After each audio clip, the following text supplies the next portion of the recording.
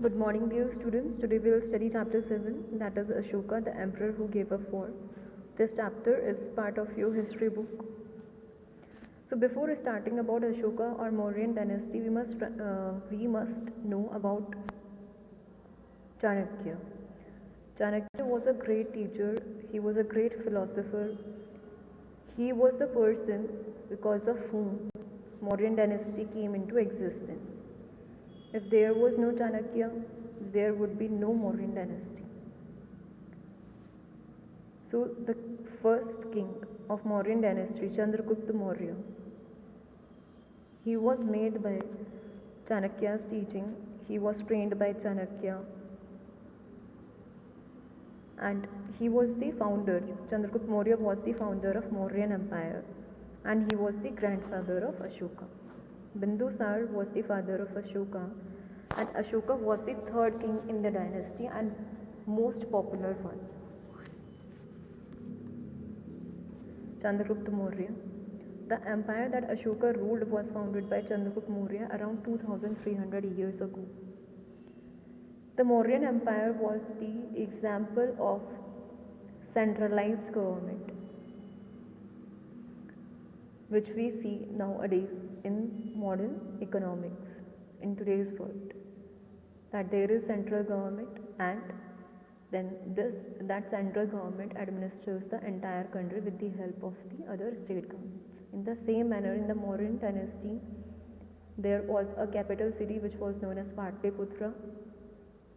So it was like central government base. All the instructions of the Emperor Ashoka were given from Patliputra only. Then there were two more provincial capitals, which were Ujjain and Takshila, and these two capitals were also used to administer the northwest, central, north and south India. Chandragupta was supported by Chanakya. Chanakya was a great teacher, philosopher. He even wrote a book which is known as Arthashastra, and it is a great book which tells a government how it should work for the betterment of a country. Many of Chanakya's ideas were written down in a book called Arthashastra.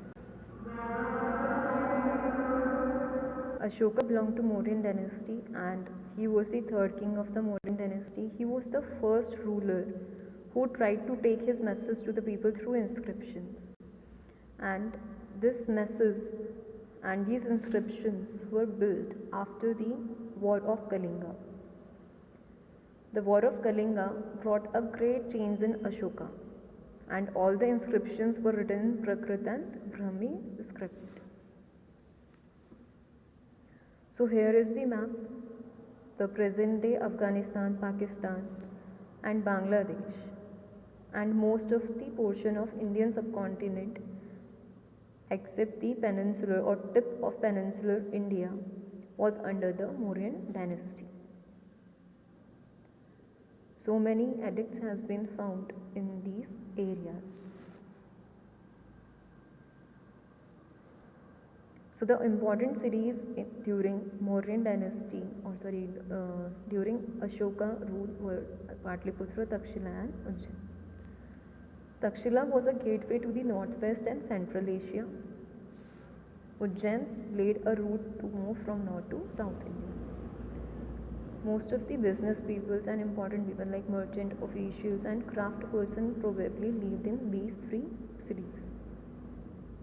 As the empire was vast, there were different parts of the empire in which different people spoke different languages, and not only languages, their culture was different, the food they eat was also different. So let us try to understand what is the difference between an empire and kingdom.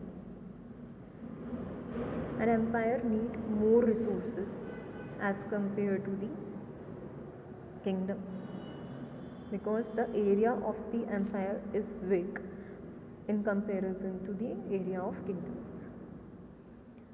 Need to be protected by big armies because a lot of population is there as compared to the kingdoms in an empire. So a lot bigger army is required to protect the empire. Need large number of officials who collect taxes. So large number of officials were needed to collect the taxes from the people of the empire, from the different areas in the empire.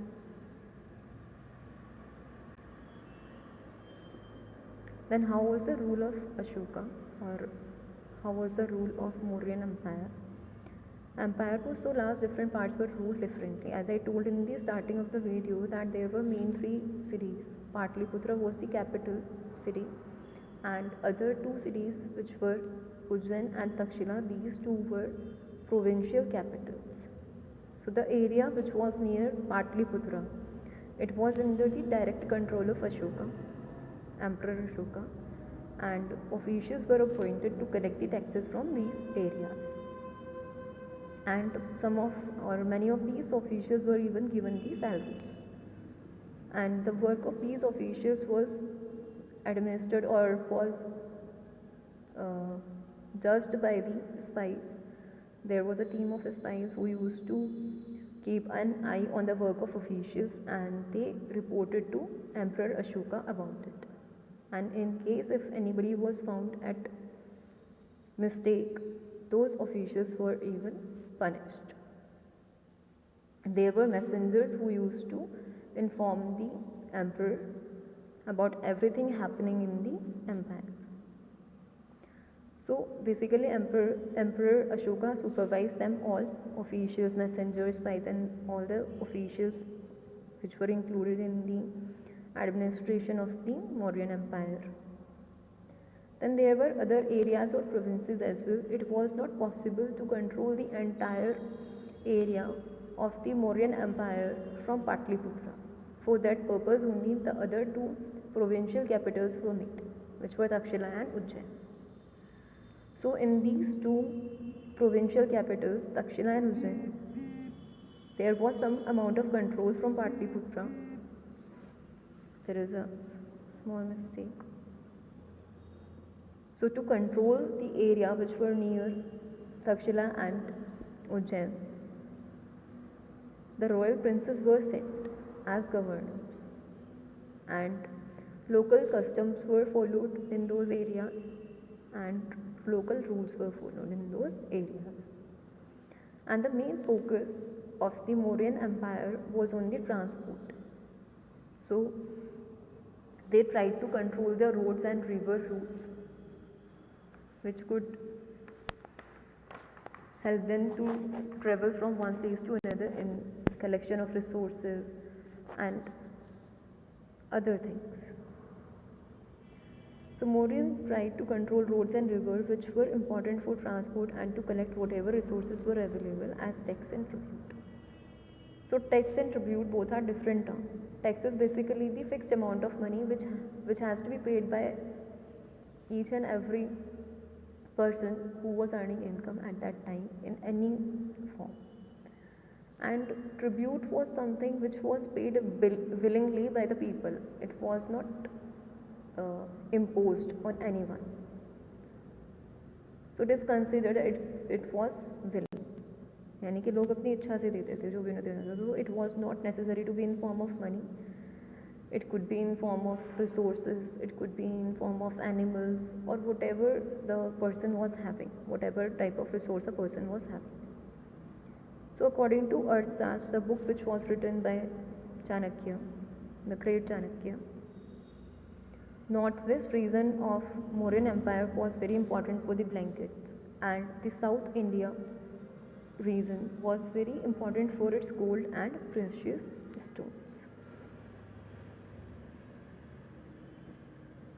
Then there was forested region in the Mauryan Empire, which was considered that the people, those who were living in that area, were moreover independent. But they were expected to provide resources like elephant, animals, timber is a wood, honey, wax to Mauryan officials, basically all the resources which were available in the forest. So as I already explained you about the difference between tribute and tax. Taxes is a fixed amount which a person has to pay on regular basis, and tribute was collected as and when it was possible from the people who were more or less willing. So tax एक fix amount होता था जो एक person को पे करना होता था रेगुलर बेसिस पे. It depend on what kind of payment system was there at that time. Was it quarterly, monthly, or annually? And tribute was collected as uh, if a person was willing to pay in the form of anything. It could be resources like elephant or animals. It can be in the form of precious stones or whatever kind of resource a person was willing to give to the emperor. So that's all for today. Have a nice day and watch the video.